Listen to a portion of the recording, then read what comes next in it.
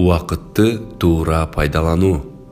Америкалык байышкер иш саякатына чыгып Мексикадагы бир шаарчага келет. Портто кетип бара жатып, бир чака толтура балыктын жанында турган балыкчыны көрүп, кызыгып суроо салат. Амансызбы? Бул балыктарды канча убакытта кармадыңыз? Балыкчы 1-2 саат кеткенин айтат. Чоочун киши эмне үчүн дагы көбүрөөк отуруп, көбүрөөк балык кармабаганын кызыгып сурайт. Балыкчы үй бүлөсүнө бул балыктан табылган каражат жетээрин айтат.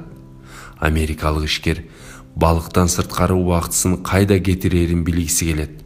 Анда балыкчы: негизи кеш жатам, эртең мененкисин балык уулайм, андан кийин балдарым менен ойнойм. Түшкө маал жубайым экөөбүз кобурашабыз. Кечкисин амиголор менен чогуу отуруп гитарада ырдайбыз, сырдашабыз. Кыскасы убактым бекер кетпейт, деп жооп берет. Америкалык ишкер таң калып: мен Гарвардты бүткөм, сага жардам бере алам.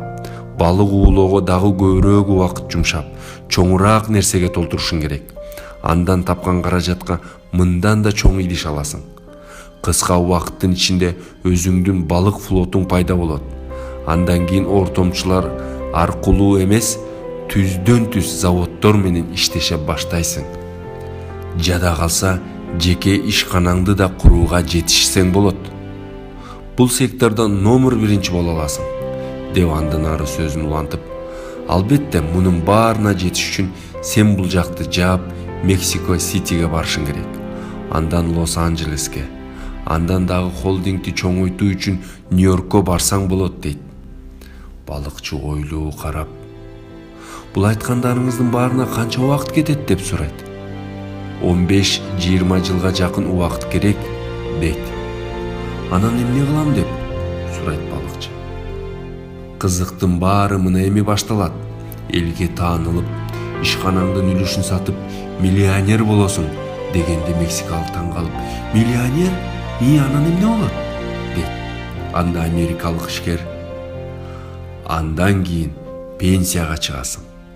Кечкисин эс алууга ыңгайлуу кичирээк балык флотун сатып алып, өзүң үчүн кээде балык уулоого чыгып турасың. Балдарың менен ойноп, жубайыңа убакыт бөлөсүң, досторуң менен жолугуп сырдашасың. Кыскасы, өзүң үчүн жашайсың. Кандай сонун, дегенде балыкчы: ооба, сонун деңизчи, бирок мен азыр ошондой эле жашап жатам го, деп жооп берген экен.